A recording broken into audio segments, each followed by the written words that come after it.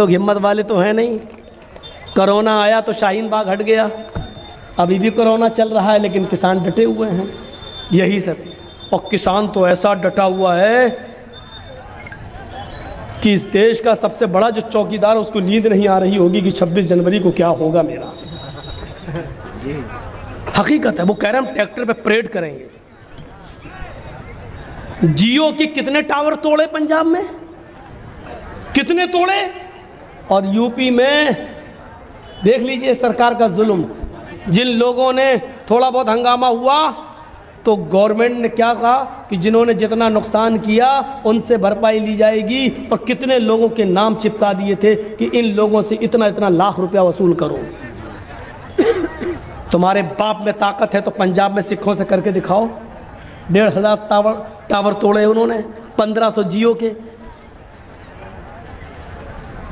जाना पड़ा कोर्ट की शरण में, बचाओ हमें बचाओ, जाना पड़ा शरण में।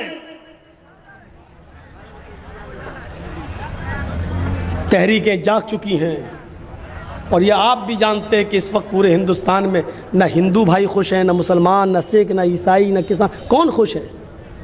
कोई खुश नहीं है। लेकिन हाँ, वोट वहीं देंगे। भूखे मर रहा मरे, वोट वहीं देंगे। क्यों? तुम्हारा दुश्मन है बस। ये सूरत हाल हो गई है। जीडीपी माइनस पे पहुंच गई है, स्टेशनें बिकने लगी हैं, हवाई अड्डे नीलाम हो चुके हैं।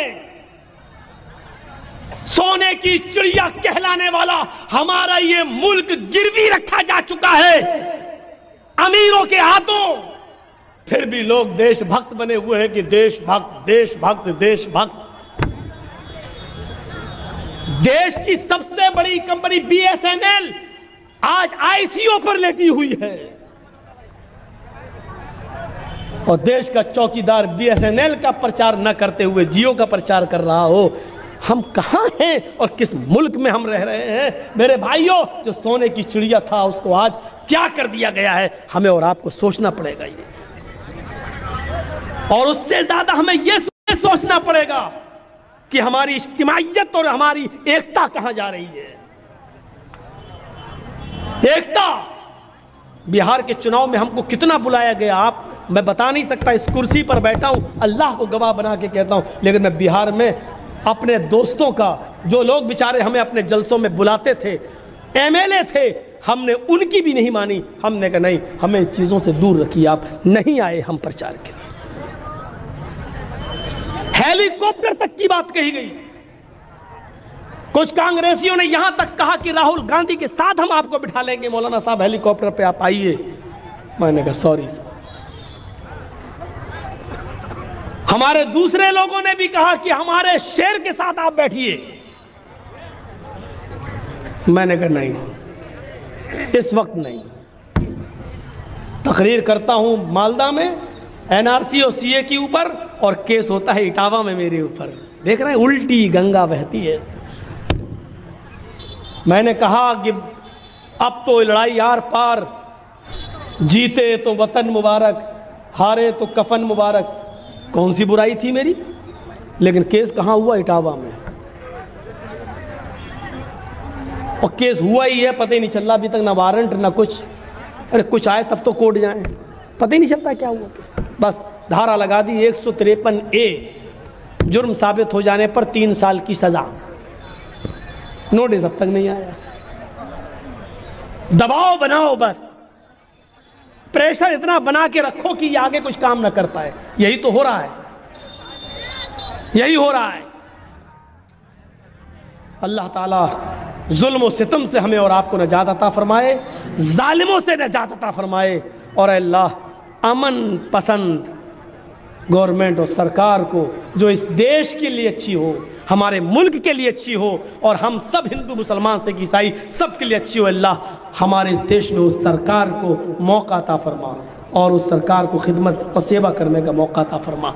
मेरे भाइयों, आप ये सोचो कि आपको कोई सोने का ताज पहना देगा तो माफ़ कीजिएगा, छोड़ दीजिए, ये सपना छोड़ दीजिए। इस मुल्क में कभी आप बादशाह नहीं बन सकते। मेरी एक बात सुन लो, डॉक्टर अय्यूब जो अपनी एक पार्टी बनाए हुए पीस पार्टी, थोड़ा सा बोलते हैं जेल के अंदर चले जाते हैं। मेरे भाइयों, आजम खां थोड़ा सा बोलते हैं जेल के अंदर चले जाते हैं। हमारे साथ ये मामलात हो रहे हैं जो मामला। मौलाना जर्जीस मालदा में तकरीर करते हैं, प्रेशर बनाने के लिए केस किया जा रहा है।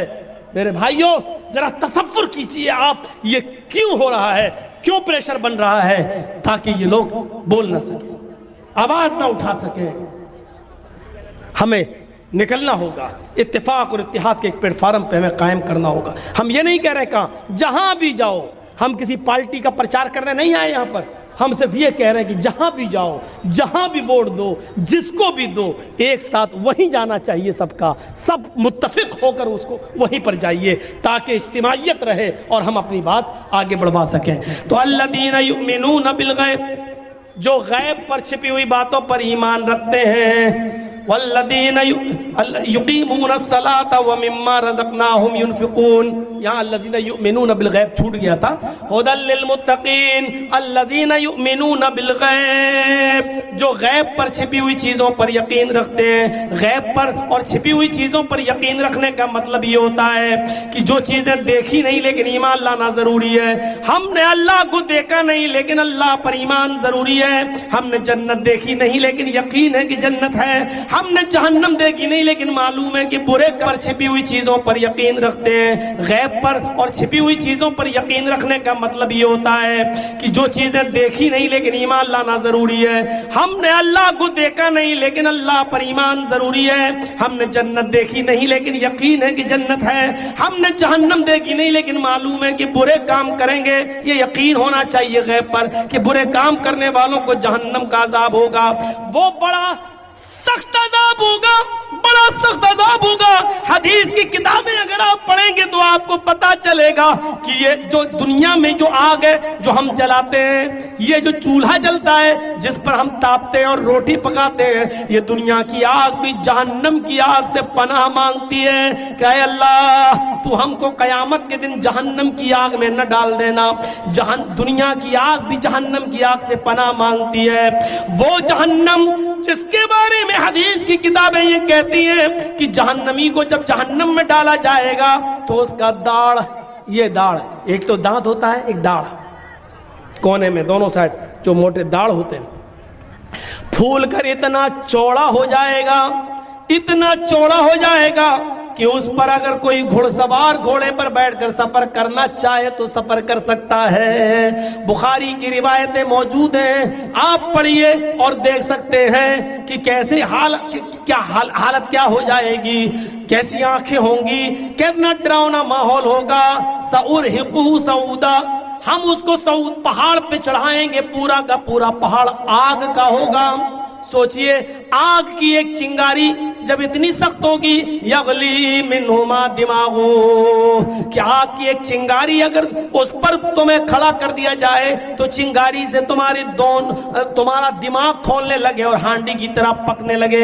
यगली मिन्हुमा दिमागु, दो चिंगारियों पर पैर रखने से तुम्हारा दिमाग खोलेगा, जैसे हांडी में गोश्त पकता है उस तरह इंसान ये समझेगा कि जहन्नम में सबसे ज्यादा बड़ी सजा हम ही को मिल रही है, हालांकि वो सबसे हल्की सजा होगी, सबसे हल्का अज़ाब उसी को हो रहा होगा। तो फिर आग के पहाड़ पे कैसे चढ़ेगा, क्या सूरत हाल होगी, कैसे इंसान बर्दाश्त करेगा। हमारा यकीन होना चाहिए कि हाँ, अच्छे काम करने पर हमें जन्नत मिलेगी।